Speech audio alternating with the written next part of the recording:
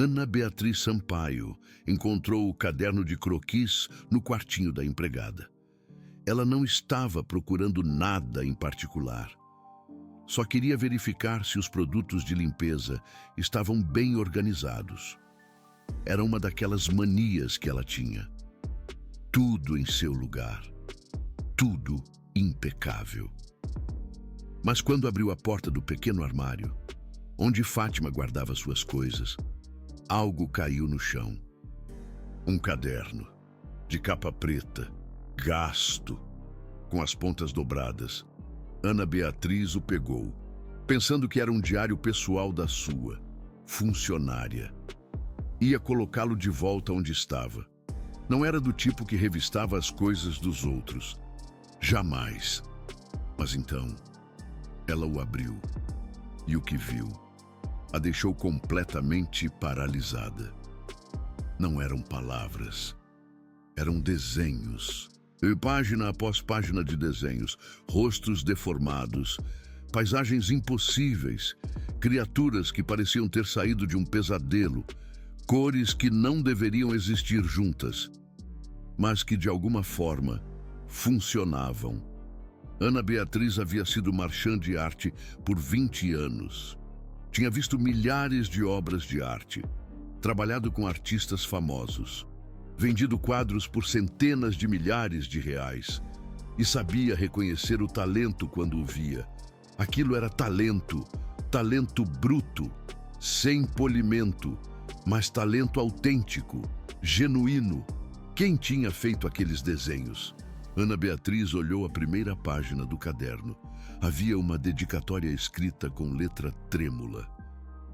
Para Tiago, para que as sombras das vozes se convertam em cores. Com amor, Fátima. Ana Beatriz fechou o caderno e soube que precisava saber mais. Muito mais. Mas para entender o que Ana Beatriz havia descoberto, primeiro, você precisa conhecer a história completa. E eu te advirto algo. Essa história vai mudar a forma como você vê as pessoas que a sociedade chama de loucas. Fátima Vega tinha 38 anos, quando começou a trabalhar na casa do Sampaio. Era viúva. Seu marido, Ricardo, havia morrido 6 anos antes, em um acidente na obra. Uma viga que caiu, um capacete que não resistiu, uma vida que terminou em segundos. Fátima tinha 32 anos, quando se tornou viúva. E não tinha filhos, mas tinha Tiago. Tiago era o irmão mais novo de Ricardo. Tinha 29 anos, quando seu irmão morreu, e tinha esquizofrenia. Deixe-me explicar algo sobre a esquizofrenia, porque há muita gente que não entende o que realmente significa. Esquizofrenia não é ter múltiplas personalidades. Isso é outro transtorno completamente diferente. A esquizofrenia é uma doença do cérebro que afeta a forma como uma pessoa pensa, sente e percebe a realidade. Pessoas com esquizofrenia podem ouvir vozes que outros não ouvem. Podem ver coisas que outros não veem. Podem acreditar em coisas que não são verdade. Não porque sejam tolas, não porque estejam fingindo, mas porque seu cérebro processa a informação de maneira diferente. É como se vivessem em uma realidade paralela, que se sobrepõe com a nossa. E isso é aterrorizante, não só para eles, também para as pessoas que os amam. Há algo mais que você deve saber sobre a esquizofrenia. É uma das doenças mentais mais incompreendidas e estigmatizadas do mundo. Durante séculos, as pessoas com esquizofrenia foram trancadas em hospícios, tratadas como animais, submetidas a tratamentos brutais, que hoje nos pareceriam tortura. Mesmo hoje, em pleno século XXI, há pessoas que acreditam que a esquizofrenia é culpa da pessoa que a tem. que poderiam se curar se apenas se esforçassem mais, que são perigosos, que deveriam estar trancados, mas a realidade é muito diferente. A maioria das pessoas com esquizofrenia não são violentas. De fato, têm mais probabilidades de serem vítimas de violência do que de cometê-la. São pessoas que lutam cada dia contra um cérebro que lhes mente, que lhes mostra coisas que não existem, que lhes diz coisas horríveis e que, apesar de tudo isso, tentam viver uma vida o mais normal possível. Tiago era uma dessas pessoas. Tiago foi diagnosticado com esquizofrenia paranoide aos 22 anos. Havia sido um jovem normal até então, estudava engenharia, tinha amigos, tinha namorada, mas algo mudou quando completou 22. Começou a ouvir vozes. No princípio, eram sussurros, quase imperceptíveis. Tiago pensava que era estresse, que era falta de sono, que era sua imaginação, mas as vozes se fizeram mais fortes e começaram a lhe dizer coisas horríveis, que seus amigos o odiavam, que sua namorada o enganava, que havia pessoas o seguindo. Tiago deixou de dormir, deixou de comer, deixou de sair de seu quarto. E um dia, em meio a uma crise, destruiu tudo em seu quarto. Quebrou espelhos, quebrou móveis, quebrou janelas, porque as vozes lhe disseram que havia câmeras escondidas que o estavam vigiando. Naquele dia, Tiago foi internado pela primeira vez em um hospital psiquiátrico. Tinha 22 anos e sua vida, como a conhecia, havia terminado. Ricardo, o irmão mais velho, foi o único que não o abandonou. Os pais de Tiago e Ricardo haviam morrido anos antes, em um acidente de carro. Não havia outros irmãos. Não havia tios próximos. Não havia primos que quisessem se envolver. Só Ricardo. E Ricardo jurou que nunca deixaria seu irmão sozinho. Quando Tiago saiu do hospital depois de 3 meses, Ricardo o levou para morar com ele e com Fátima. Fátima tinha 26 anos então. Estava casada com Ricardo há 2 anos e, de repente, tinha que aprender a viver com um cunhado que ouvia vozes. Não foi fácil. Os primeiros meses foram um inferno. Tiago tinha episódios quase todas as noites. Se acordava gritando. Falava com pessoas que não existiam. Às vezes, se tornava agressivo. Fátima teve medo muitas vezes, mas Ricardo sempre estava ali, acalmando seu irmão, recordando-o que as vozes não eram reais, dando seus medicamentos. E pouco a pouco, Fátima aprendeu. Aprendeu que Tiago não era perigoso. Aprendeu que as vozes o assustavam mais a ele do que a ninguém. Aprendeu que por trás da doença havia um ser humano. Um homem jovem que havia perdido tudo por algo que não podia controlar. E aprendeu a querê-lo, não como esposa, não como irmã, mas como família. Porque isso era Tiago. Família. Passaram 4 anos. Tiago teve altos e baixos, 2 internações mais, mudanças de medicamentos, dias bons e dias terríveis, mas sempre com Ricardo e Fátima ao seu lado, até que Ricardo morreu. Foi numa terça-feira de manhã. Fátima estava preparando o café da manhã, quando recebeu a ligação. Houve um acidente na obra.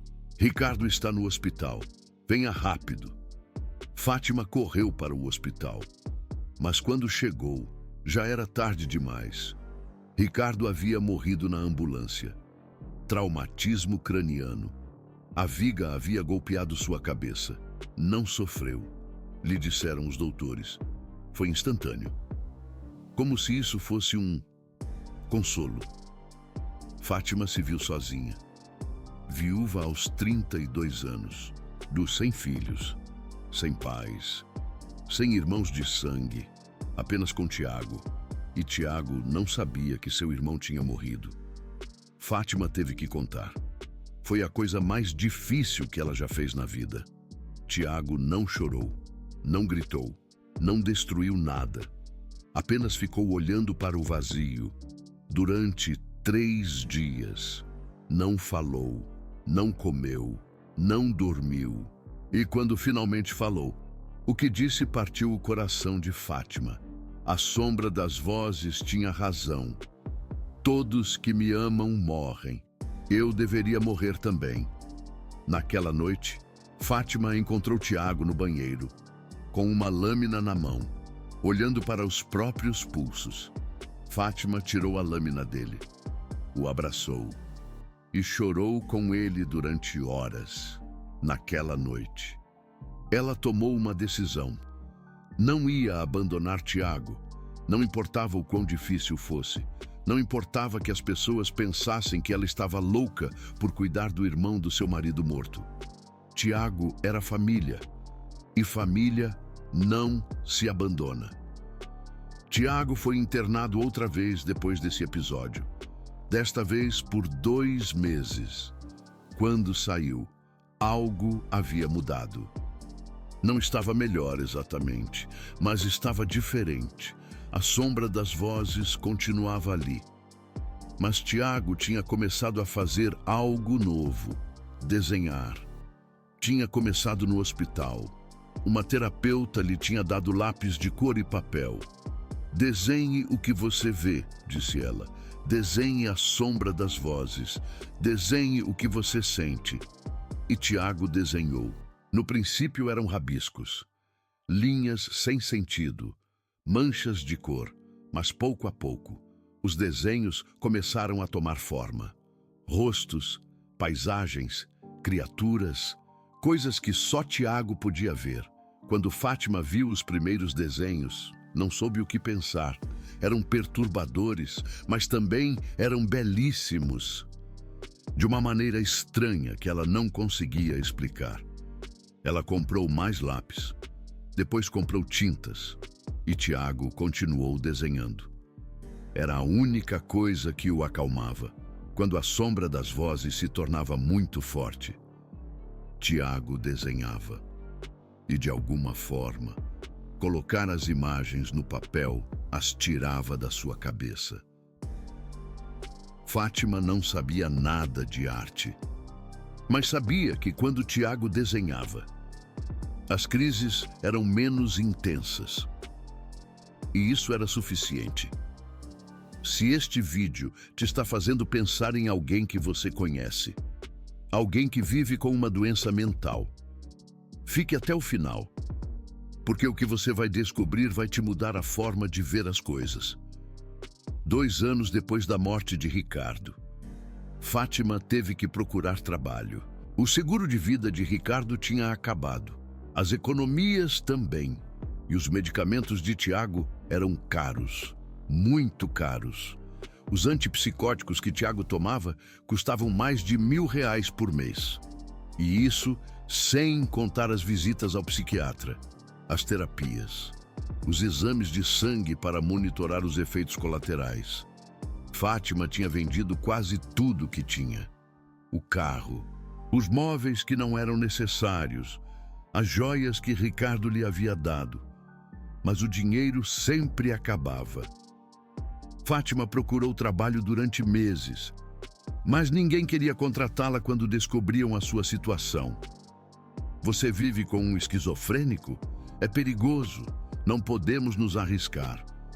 Foi o que lhe disseram em 3 lugares diferentes. Como se Tiago fosse um animal selvagem. Como se viver com ele fosse um crime.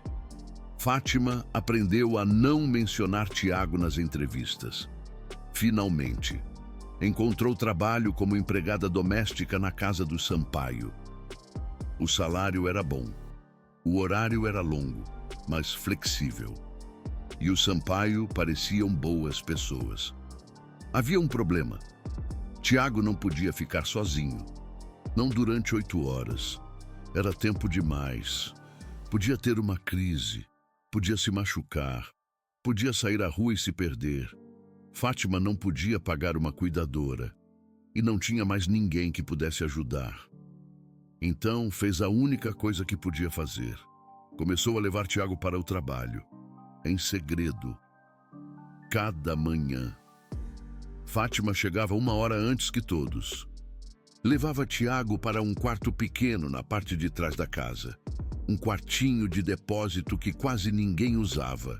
Deixava seus medicamentos, seus lápis, papel, comida, água. E dizia para ele ficar quieto, para não fazer barulho, para desenhar. Tiago obedecia. Não porque entendesse exatamente o que se passava, mas porque desenhar era a única coisa que queria fazer. A cada 3 horas, Fátima ia verificar se ele estava bem. Dava seus medicamentos a tempo. Levava mais papel quando acabava. E se assegurava de que estivesse tranquilo. Era arriscado. Se os Sampaio descobrissem que havia levado seu cunhado esquizofrênico para a casa deles, a despediriam imediatamente.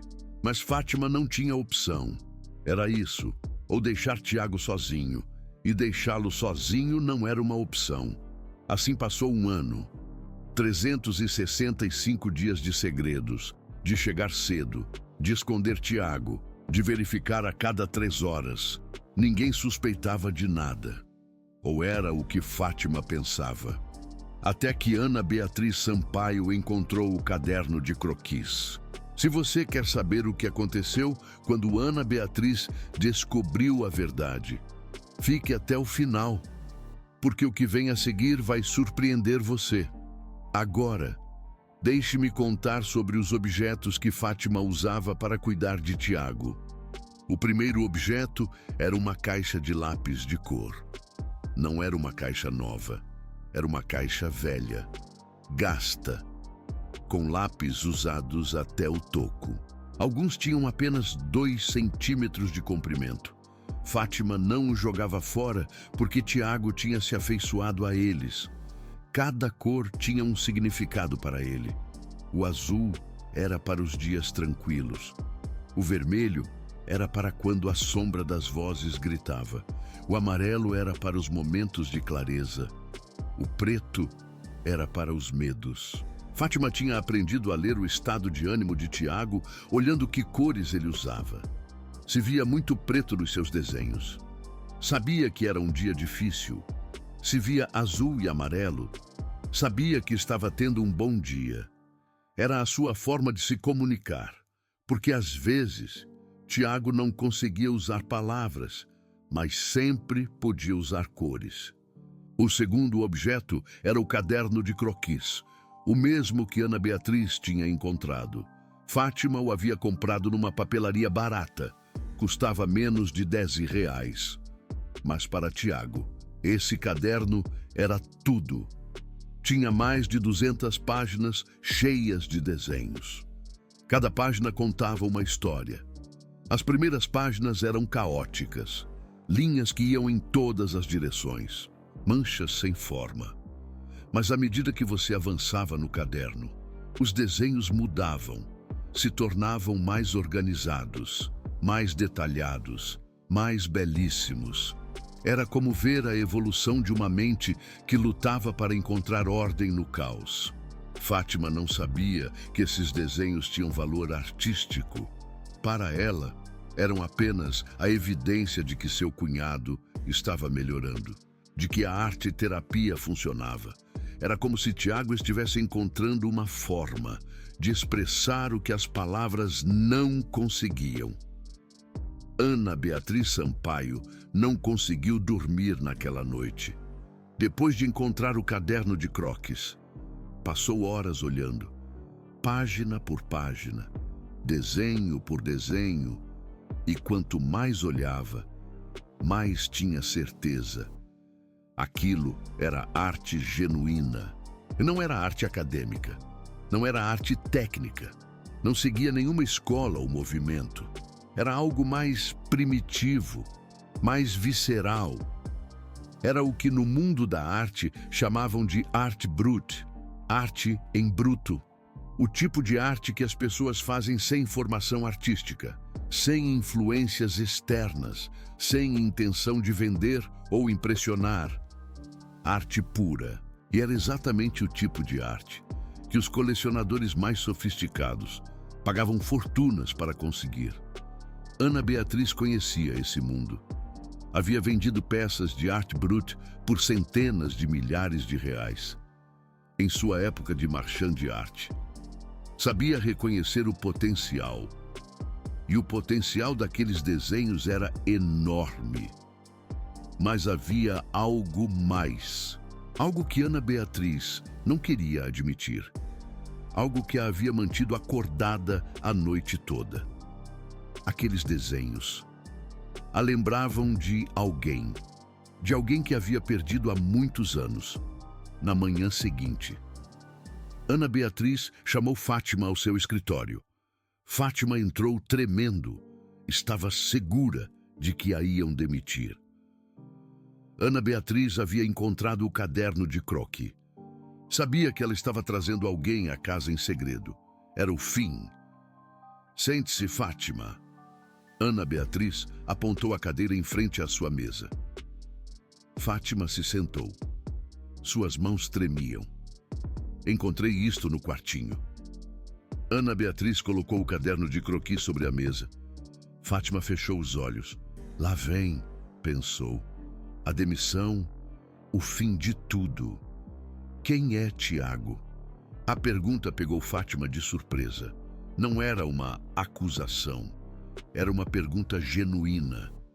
Fátima abriu os olhos. Ana Beatriz a olhava com uma expressão que não conseguia decifrar. Meu cunhado, Dona Ana Beatriz, o irmão do meu falecido marido. Meu marido faleceu há 6 anos.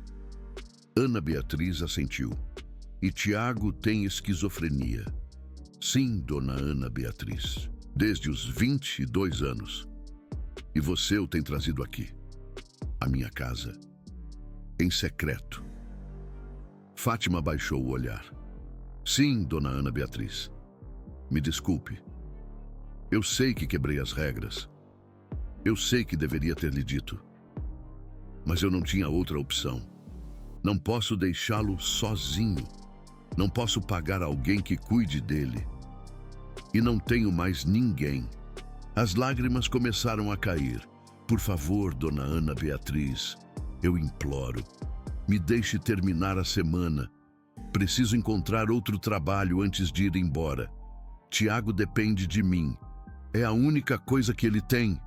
Fátima estava chorando abertamente agora. 4 anos de segredos, 4 anos de medo. E tudo havia terminado.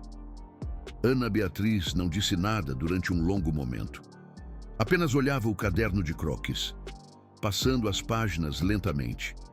E então disse algo que Fátima não esperava. Estes desenhos são extraordinários. Fátima levantou o olhar. O quê? São extraordinários. Excepcionais. Nunca vi nada igual. Fátima não entendia. Pensava que ia ser demitida. E em vez disso, sua patroa estava elogiando os desenhos de Tiago. Dona Ana Beatriz. Não estou entendendo. Ana Beatriz fechou o caderno de croquis. Fátima. Fui marchand de arte durante 20 anos. Vendi arte por milhões de reais. Trabalhei com artistas de todo o mundo. Sei reconhecer o talento quando o vejo. Fez uma pausa. Seu cunhado tem talento. Talento real. O tipo de talento que os colecionadores pagam fortunas para encontrar. Fátima seguia sem entender. Mas Dona Ana Beatriz, Tiago está doente. Não sabe o que faz. Só desenha porque o calma. Ana Beatriz sorriu.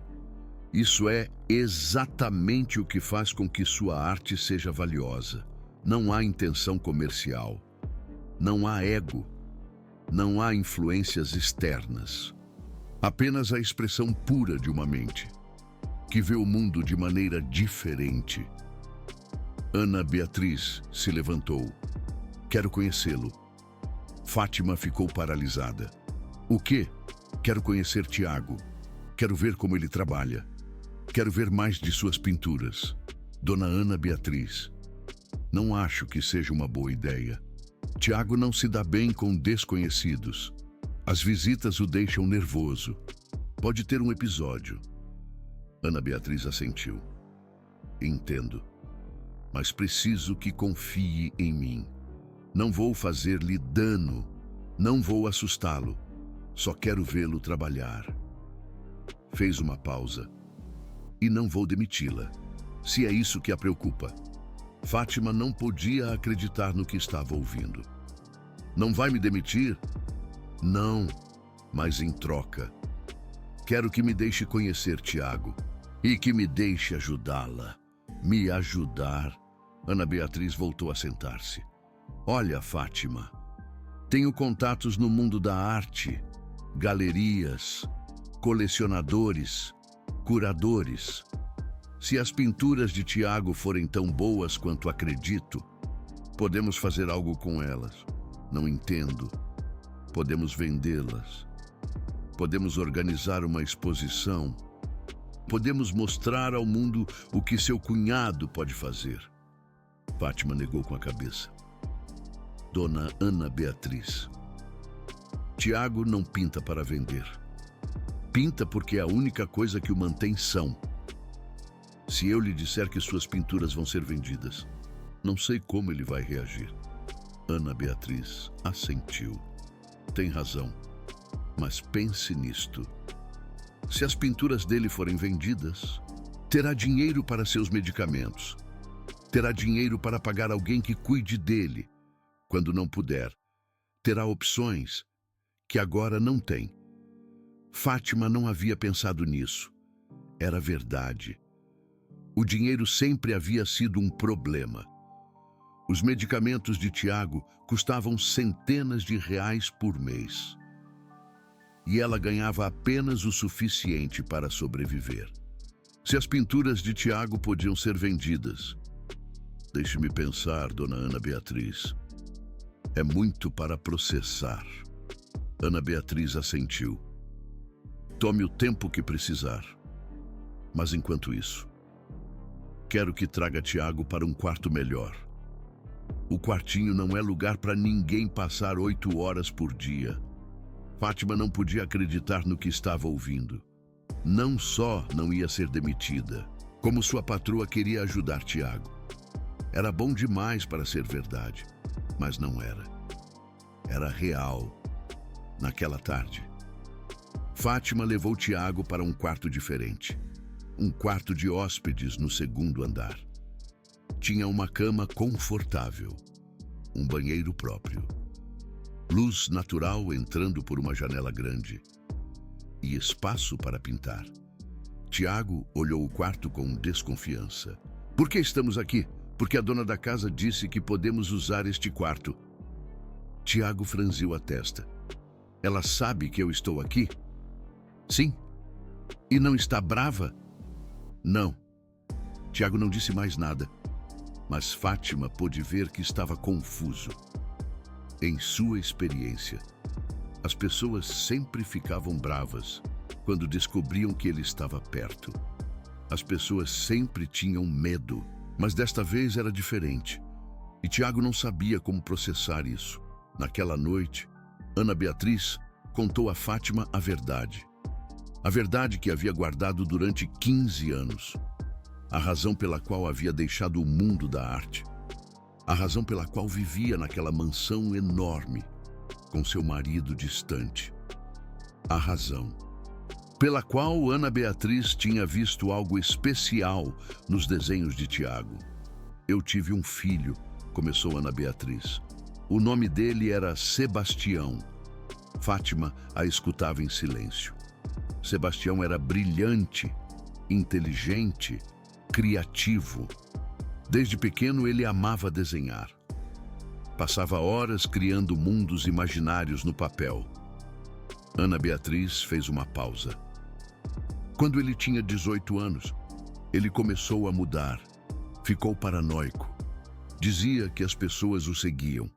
que havia mensagens ocultas na televisão, só para ele. Esquizofrenia, Ana Beatriz assentiu. O diagnóstico veio aos 19. Foi devastador. Meu filho, o menino brilhante que desenhava mundos inteiros, de repente, não conseguia distinguir a realidade de suas alucinações. Lágrimas escorriam pelo rosto de Ana Beatriz. Tentamos de tudo, os melhores médicos, os melhores hospitais, os medicamentos mais caros, mas nada funcionava. Sebastião piorava a cada dia. E a arte? Ana Beatriz fechou os olhos. Aí está o pior. Eu era marchand de arte. Vivia cercada de arte. Mas quando Sebastião começou a desenhar o que via em suas alucinações, eu pedi para ele parar. Por quê? Porque eu tinha medo. Os desenhos dele eram obscuros, perturbadores, me assustavam. E eu pensei que se ele parasse de desenhar aquelas coisas, talvez ele parasse de vê-las. Ana Beatriz abriu os olhos. Foi o pior erro da minha vida. Fátima não sabia o que dizer. Eu tirei a única coisa que o ajudava a processar o que estava vivendo. Tirei a forma de expressão dele. Tirei a arte dele. Ana Beatriz cobriu o rosto com as mãos. 6 meses depois, Sebastião se suicidou. Ele tinha 25 anos. O silêncio era absoluto. Fátima sentia o peso daquelas palavras. A dor de uma mãe que havia perdido o filho. O arrependimento de uma vida inteira. Desde então, eu deixei o mundo da arte. Eu não conseguia olhar para ele, sem pensar em Sebastião, sem pensar no que eu tinha tirado dele. Ana Beatriz levantou o olhar. Mas, quando eu vi os desenhos de Tiago, foi como ver os desenhos do meu filho de novo. E eu soube que tinha que fazer alguma coisa, que eu não podia deixar outro artista se perder, como Sebastião se perdeu. Fátima finalmente entendeu. Por isso, ela queria conhecer Tiago. Por isso, ela queria ajudar. Não era só sobre arte, era sobre redenção. Era sobre uma segunda chance de fazer as coisas direito. Eu quero organizar uma exposição, disse Ana Beatriz. Eu quero mostrar ao mundo o que Tiago pode fazer. Eu quero que as pessoas vejam que as mentes que chamamos de doentes podem criar beleza que nós, normais, jamais poderíamos imaginar. Fátima não sabia o que dizer. Era muito, demasiado. Mas também era uma oportunidade. Uma oportunidade que Tiago nunca tinha tido. Uma oportunidade que Sebastião nunca teve. Está bem, disse Fátima finalmente. Vamos fazer isso. O terceiro objeto que Fátima usava era a primeira tela completa de Tiago. Não era grande, 50 centímetros por 70. Mas era a primeira vez que Tiago tinha terminado uma pintura completa. Não um esboço. Não um desenho rápido. Uma pintura de verdade. Ele a havia chamado de o Jardim da Sombra das Vozes. Era uma paisagem impossível. Árvores com folhas de cristal, flores que pareciam olhos, um céu que era metade dia e metade noite, ao mesmo tempo, e no centro, uma figura, uma pessoa sem rosto, olhando para o espectador. Quando Fátima viu essa pintura pela primeira vez, sentiu algo que não conseguia explicar. Era linda, mas também era perturbadora. Era como olhar dentro da mente de alguém, ver o que eles veem, sentir o que eles sentem. Ana Beatriz viu essa pintura 2 semanas depois de conhecer Tiago e ficou olhando para ela. Por 1 hora inteira, sem dizer nada, com lágrimas caindo pelas suas bochechas. Quando finalmente falou, disse apenas uma coisa. Isso é exatamente o que meu filho teria pintado, se tivéssemos dado a ele a oportunidade. As semanas seguintes foram um turbilhão. Ana Beatriz contatou um velho amigo, Ricardo Fuentes, dono de uma galeria de arte contemporânea no centro da cidade. Ela enviou fotos das pinturas de Tiago. Ricardo ligou no dia seguinte. Ana Beatriz, de onde você tirou isso? É incrível. É o cunhado da minha empregada doméstica. Ele tem esquizofrenia. Houve um silêncio do outro lado da linha. Você está falando de arte brute genuíno. Sim, eu preciso vê-lo. Eu preciso vê-lo trabalhar. Se isso for real. Ana Beatriz, estamos falando de algo muito especial. Ricardo visitou a mansão 3 dias depois. Era um homem de 60 anos, cabelo grisalho, óculos redondos, mãos que se moviam quando falava de arte. Fátima estava nervosa. Tiago estava mais nervoso ainda. Eu não gosto de gente, disse ele a Fátima naquela manhã. Elas fazem muito barulho, não como o barulho de fora, como o barulho que suas presenças faziam em sua cabeça. Mas Fátima o convenceu. Ele só vai olhar. Você não tem que falar com ele. Apenas continue pintando como sempre. Tiago aceitou. Quando Ricardo entrou na sala, Tiago estava pintando uma nova obra. Essa era diferente das anteriores. Era um retrato, o rosto de uma mulher, mas o rosto estava fragmentado, como um espelho quebrado.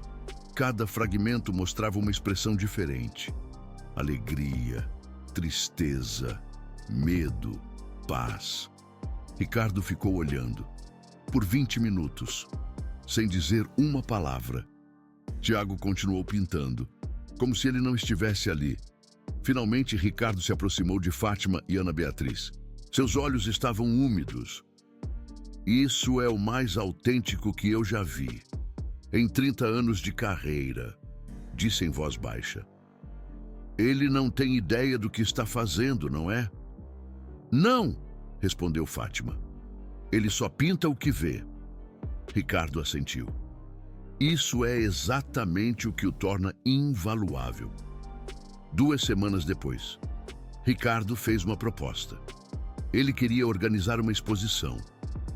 12 obras de Tiago, na sua galeria, com convidados seletos, colecionadores, críticos, pessoas do mundo da arte.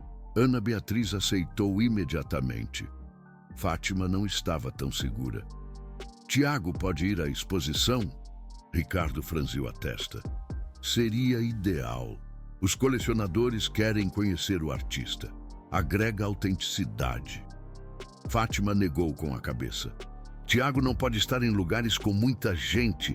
Isso o agobia. Ele pode ter um episódio. Ricardo pensou por um momento. E se fizermos algo mais íntimo?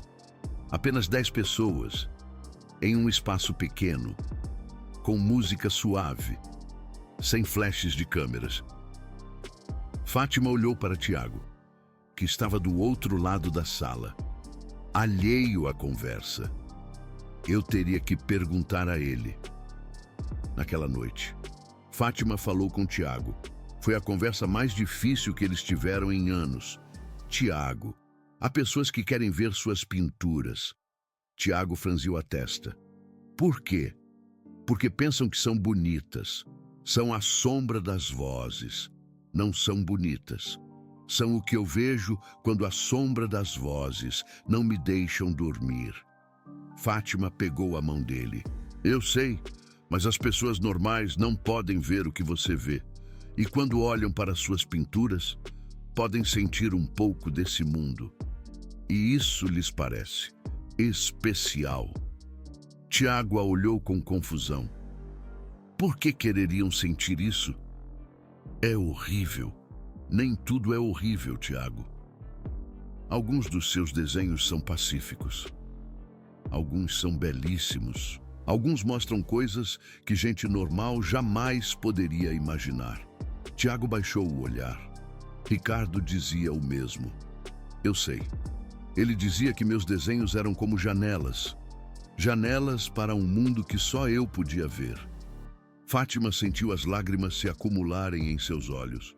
Seu irmão tinha razão. Tiago a olhou diretamente.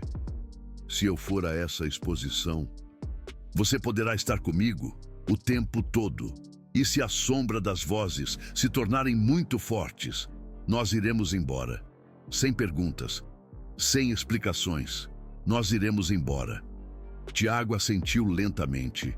Está bem, irei. As seguintes 3 semanas foram intensas. Ana Beatriz e Ricardo selecionaram as 12 melhores obras de Tiago. Cada uma foi emoldurada profissionalmente. Cada uma foi fotografada para o catálogo. E cada uma recebeu um título. O quarto objeto era o catálogo da exposição. Um pequeno livro de 20 páginas, com fotos das 12 obras de Tiago.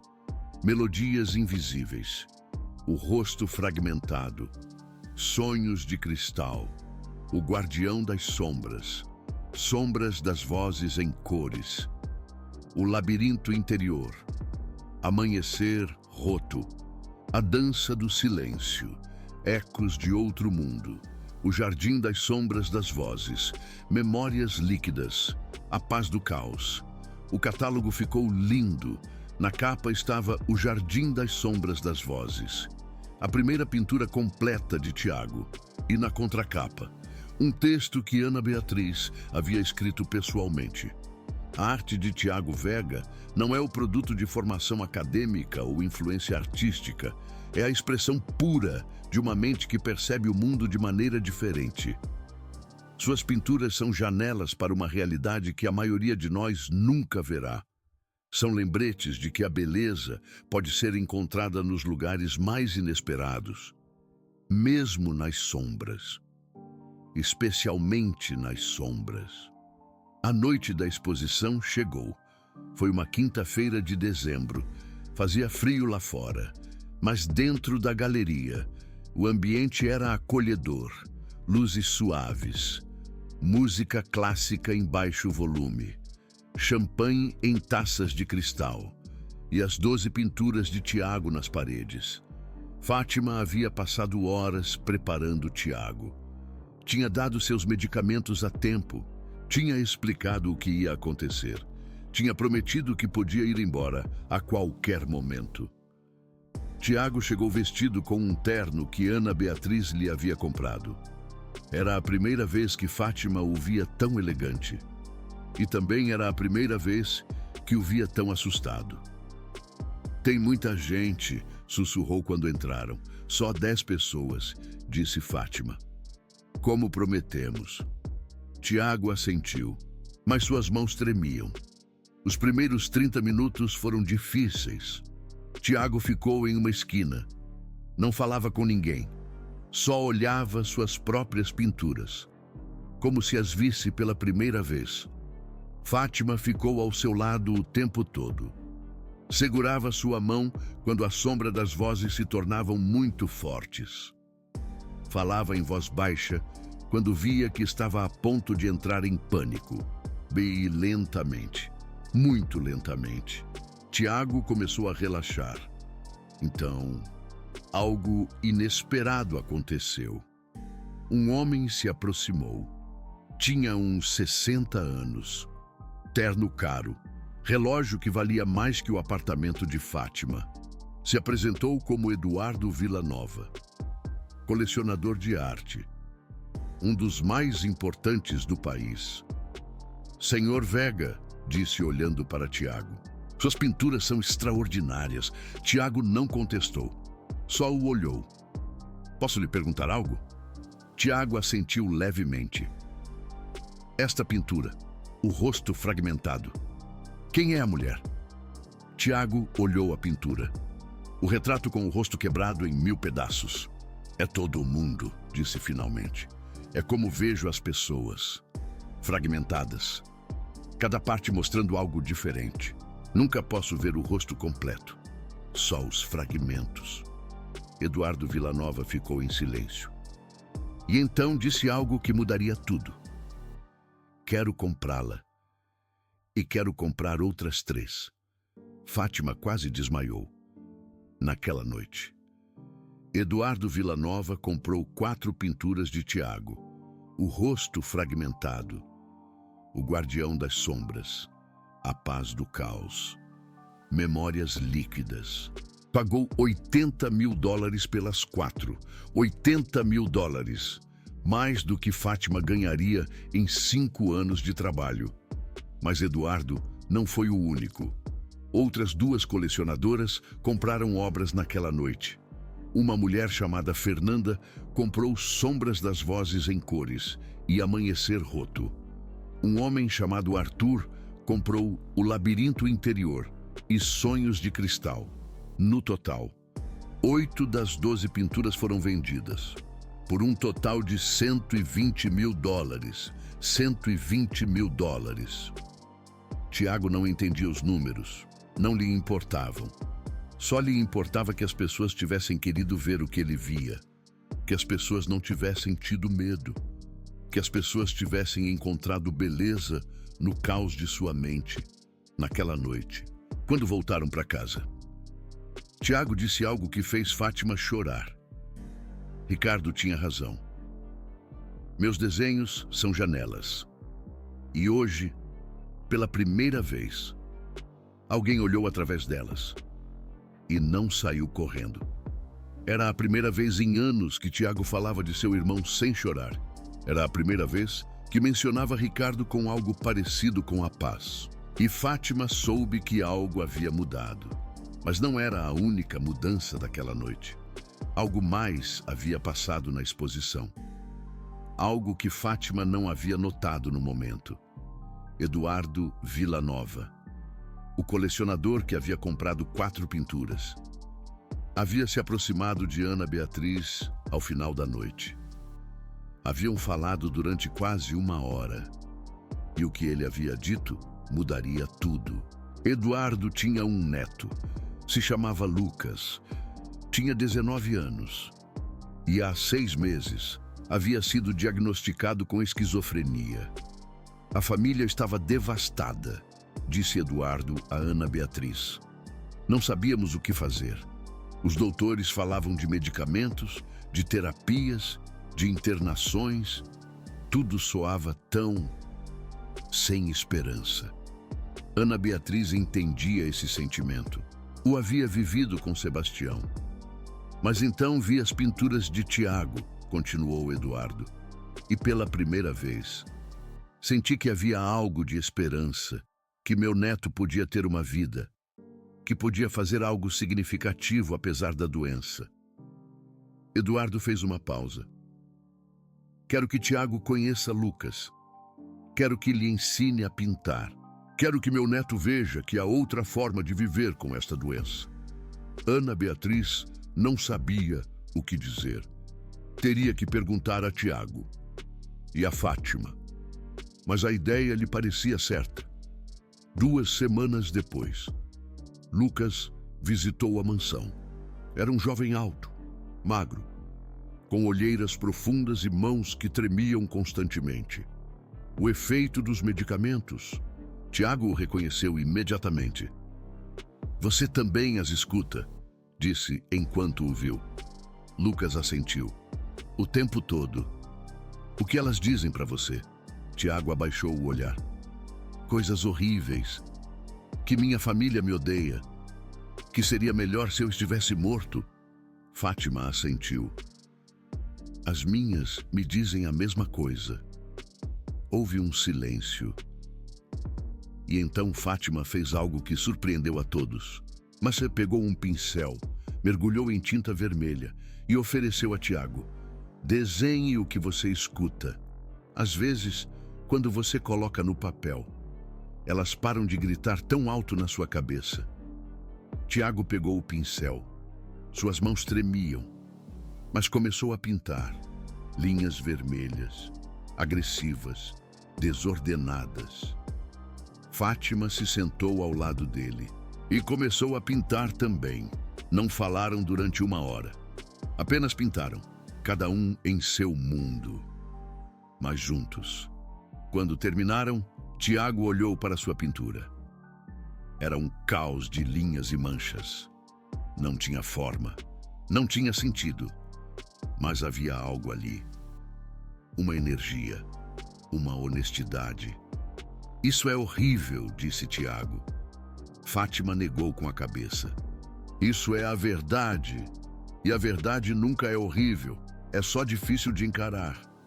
Tiago ficou olhando a pintura por mais um momento. E então, pela primeira vez desde o diagnóstico, sorriu. Posso voltar amanhã? Fátima assentiu. Pode voltar quando quiser. Aqui sempre tem espaço para as mentes que veem diferente. Tiago voltou no dia seguinte. E no seguinte. E no seguinte. Começou a pintar regularmente com Fátima.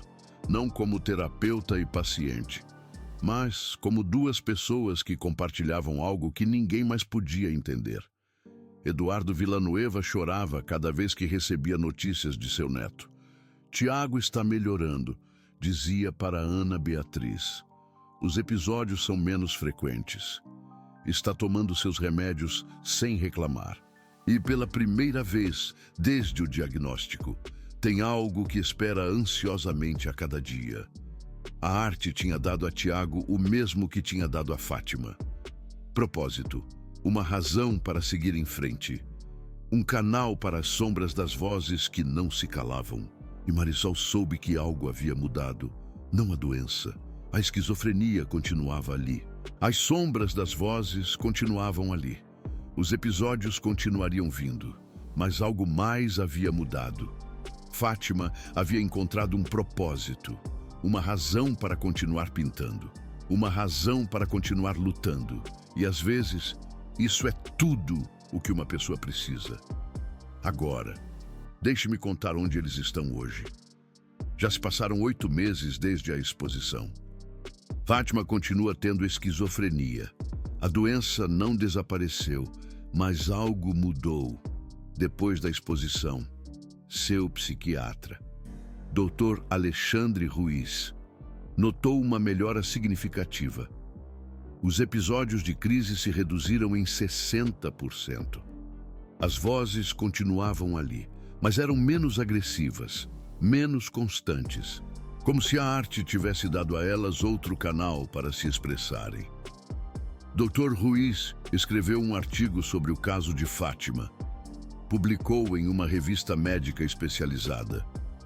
Falava sobre como a arte-terapia, combinada com medicação adequada, podia melhorar significativamente a qualidade de vida de pacientes com esquizofrenia. Fátima se tornou um caso de estudo. Mas para Marisol, não era um caso de estudo. Era seu cunhado, sua família, o homem que havia prometido cuidar quando Ricardo morreu. O dinheiro das vendas mudou tudo. Marisol pôde contratar uma cuidadora para Fátima. Uma mulher amável chamada Rosa, que vinha 3 vezes por semana. Isso significava que Marisol não tinha mais que esconder Fátima no seu trabalho.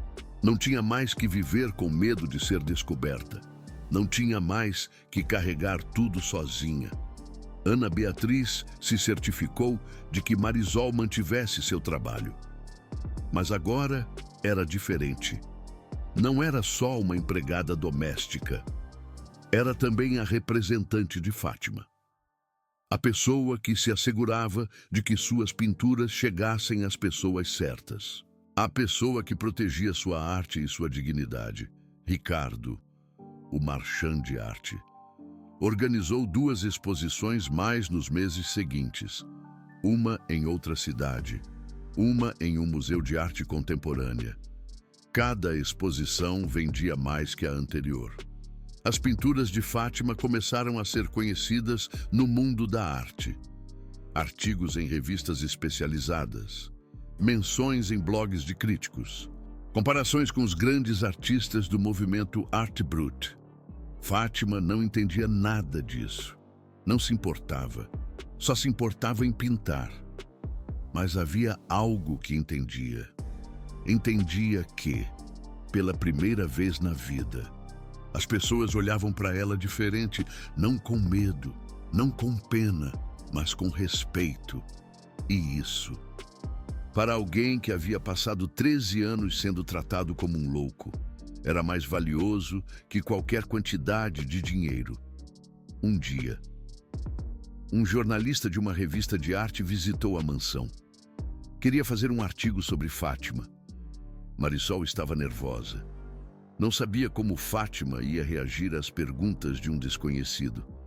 Mas Ana Beatriz a convenceu. Isso é importante. As pessoas precisam saber que as pessoas com doenças mentais podem criar arte, que tem valor, que merecem respeito. Marisol aceitou. O jornalista chegou numa terça de manhã. Era um homem jovem, uns 30 e poucos anos, óculos de aro grosso, caderno na mão. Apresentou-se como Miguel. Fátima o olhou com desconfiança. Você vai escrever coisas sobre mim? Sim, com sua permissão. Quero que as pessoas conheçam sua história. Por quê? Porque acho que é importante. Porque acredito que sua arte pode ajudar outras pessoas a entender o que é viver com esquizofrenia. Fátima pensou um momento. E então disse algo que surpreendeu a todos. Está bem, mas quero que escreva a verdade. Não quero que me faça parecer um herói. Não quero que me faça parecer uma vítima. Só quero que escreva o que vê. Miguel assentiu. Isso é exatamente o que vou fazer. A entrevista durou 3 horas. Miguel perguntou sobre as vozes, sobre os medicamentos, sobre as internações. Fátima respondeu com honestidade, às vezes brutal. As vozes me dizem para me matar, disse em um momento. Quase todos os dias, mas já não ligo para elas, porque agora tenho algo para fazer. Tenho que pintar. Miguel escreveu cada palavra. O artigo foi publicado um mês depois. Chamava-se O Artista que Pinta as Sombras das Vozes. Ocupava 6 páginas da revista, com fotos das pinturas de Fátima, com fotos de Fátima trabalhando em seu ateliê, e com uma entrevista que mostrava, sem filtros, o que era viver com esquizofrenia. O artigo se tornou viral. Milhares de pessoas compartilharam nas redes sociais. Centenas de comentários de pessoas que tinham familiares com doenças mentais. Histórias de pessoas que se sentiam identificadas. Mensagens de agradecimento por falar de um tema que ninguém queria tocar. E algo mais. Algo que ninguém esperava. Outras famílias começaram a contatar Ana Beatriz. Famílias com filhos, irmãos, pais com esquizofrenia. Queremos que nosso familiar tenha a mesma oportunidade, diziam. Queremos que experimente a arte-terapia. Queremos que alguém veja valor no que ele cria. Ana Beatriz não podia ajudar a todos, mas podia fazer alguma coisa. Entrou em contato com uma fundação de saúde mental e juntos criaram um programa. Se chamava Arte Sem Sombras. Era uma oficina de arte para pessoas com transtornos mentais, com terapeutas especializados, com materiais doados, com um espaço seguro para criar sem julgamento. Tiago foi o primeiro instrutor convidado. Não dava aulas exatamente, apenas pintava. E os outros participantes pintavam com ele, em silêncio, cada um em seu mundo, mas compartilhando o espaço, compartilhando a experiência. Fátima disse que era a coisa mais linda que havia visto. Ver Tiago rodeado de outras pessoas como ele, ver que não estava sozinho, ver que havia um lugar no mundo para as mentes que veem diferente. E agora ele tinha tudo o que precisava para isso. Um ateliê próprio na casa do Sampaio. Ana Beatriz havia dado um quarto inteiro só para ele. Com luz natural, com espaço para telas grandes, com todos os materiais que pudesse precisar. Tiago passava horas ali, pintando o que via, pintando o que escutava, pintando o mundo que só ele podia perceber. E Ana Beatriz? Ana Beatriz encontrou algo que havia perdido há 15 anos. Propósito. Depois da morte de Vicente, ela havia se afastado da arte. Não conseguia olhá-la sem pensar no filho, sem pensar no erro que havia cometido. Mas agora, ajudando Tiago, sentia que estava reparando algo. Não podia trazer Vicente de volta, não podia desfazer o passado, mas podia se assegurar de que outro artista, com uma mente diferente, tivesse a oportunidade que Vicente nunca teve. Era sua forma de curar, sua forma de honrar a memória de seu filho, sua forma de converter a culpa em algo útil. Tem algo mais que eu quero te contar sobre Ana Beatriz. Algo que aconteceu há 2 meses. Ana Beatriz visitou o túmulo de Vicente. Era algo que fazia todo ano, no aniversário de sua morte. Mas este ano foi diferente. Este ano não foi sozinha. Levou Tiago com ela. Não sabia por que havia feito isso. Só sentia que era o correto. Tiago nunca havia conhecido Vicente, nunca o havia visto. Mas quando chegou ao túmulo, disse algo que Ana Beatriz nunca esqueceria. Ele está aqui, consigo sentir. Ana Beatriz não disse nada, só esperava. Não está triste, continuou Tiago. Está aliviado, como se estivesse esperando que alguém viesse dizer que está tudo bem. Ana Beatriz sentiu as lágrimas caírem. O que quer dizer? Tiago olhou para a lápide. As sombras das vozes que ele escutava eram parecidas com as minhas. Ana Beatriz assentiu. Sim, muito parecidas. Tiago pensou um momento. Quando as sombras das vozes são muito fortes, às vezes penso que seria mais fácil, simplesmente, deixar de lutar, deixar de resistir, deixar que vençam. Ana Beatriz conteve a respiração. Mas então penso na Fátima, no quanto custaria a ela se eu não estivesse. E sigo lutando. Tiago olhou para Ana Beatriz. Seu filho não tinha ninguém como a Fátima. Verdade. Ana Beatriz negou com a cabeça. As lágrimas caíam livremente agora. Eu deveria ter sido a Fátima dele. Mas falhei. Tirei a única coisa que o ajudava. Tiago assentiu. Mas agora você está aqui, comigo, fazendo o que não pôde fazer com ele. Fez uma pausa. Acho que isso conta para alguma coisa. Acho que ele sabe. E acho que ele está orgulhoso de você. Ana Beatriz desabou. Chorou como não havia chorado em anos. Toda a culpa, toda a dor, todo o arrependimento, saindo finalmente. Tiago se sentou ao seu lado. Não disse nada. Só pôs uma mão em seu ombro. E esperaram juntos até que as lágrimas parassem. Quando Ana Beatriz se levantou, se sentia diferente, mais leve. Como se um peso que havia carregado durante 15 anos finalmente tivesse se levantado. Obrigada, disse ela a Tiago. Tiago a olhou confuso. Por quê? Por me dar outra oportunidade. Por me deixar fazer as coisas direito desta vez. Tiago negou com a cabeça. Não agradeça a mim. Agradeça a Fátima. Ela é quem me salvou. Ela é quem tornou tudo isso possível. Ana Beatriz assentiu. Você tem razão. Naquela noite. Ana Beatriz escreveu uma carta para Fátima. Não a entregou em pessoa. Deixou em sua escrivaninha para que a encontrasse pela manhã. A carta dizia muitas coisas, mas o mais importante era isto. Obrigada por não desistir.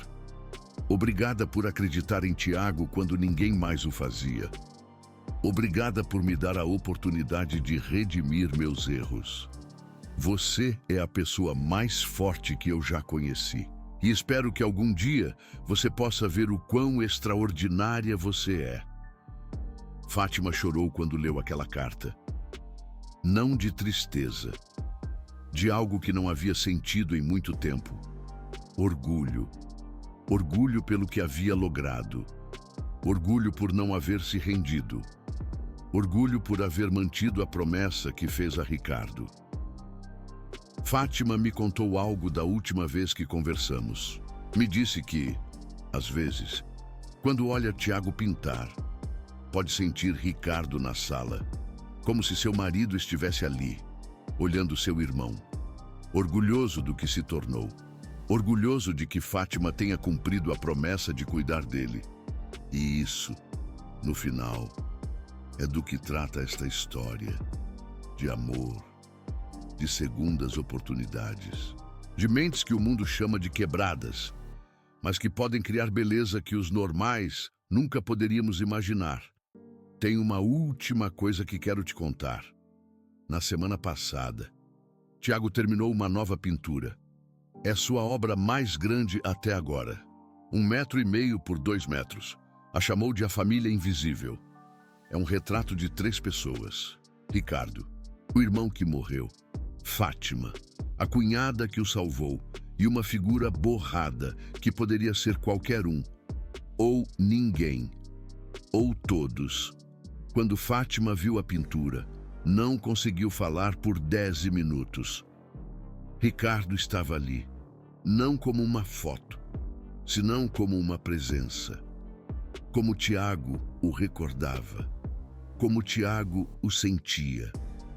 Esse é seu marido, disse Tiago. Assim o vejo quando penso nele. Está sempre ali, sempre olhando, sempre cuidando.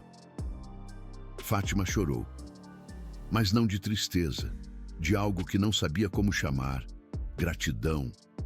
Talvez, por ter Tiago, por ter Ana Beatriz, por ter uma família que não havia buscado, mas que havia encontrado de todas as formas.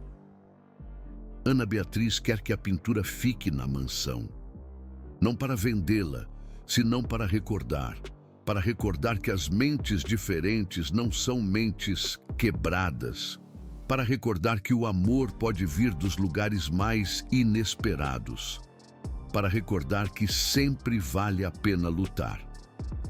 Se você conhece alguém com esquizofrenia ou qualquer outro transtorno mental, se você conhece alguém que a sociedade descartou como louco, se você conhece alguém que tem um talento escondido que ninguém parece enxergar, compartilhe este vídeo.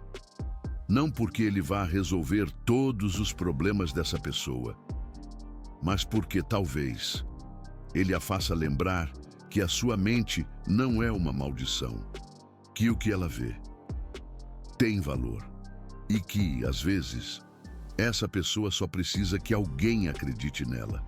No comentário fixado aqui embaixo, deixei uma pergunta para você. Você conhece alguém com alguma condição de saúde mental que tenha um talento oculto? Alguém que a sociedade subestima, mas que possui dons incríveis?